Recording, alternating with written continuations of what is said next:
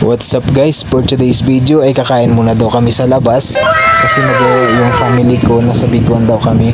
Sobrang sarap ng pagkain nila dito, parang Jollibee style din. Kung ano yung nakikita natin sa Jollibee commonly ay ganun din yung sinisell nila. Masarap din, same din sa Jollibee pero may kunting differences lang. So bali ito na rin po yung pinaka-dinner po namin. By the way, salamat pala ma sa palibre, sobrang sarap. Masarap naman talaga pag libre eh. Wow naman! Ang kinaganda talaga dito sa Biguan is naka-aircon na yung dining nila. Pero may part sa kabila na hindi aircon, so electric pa lang yung gumagana doon. Tara, kain tayo guys. Kinandong ko na rin si Baby Kelsey. Kasi malakas din kumain, kung ano kalakas kumain si daddy niya, ganun din siya. Thank you talaga ma pa sa palibre, sobrang bait niyo talaga.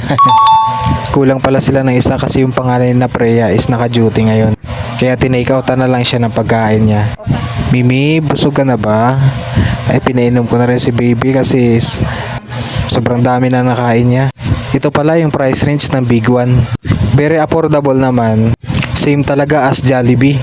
Yan lang sa ngayon guys. Salamat sa panonood.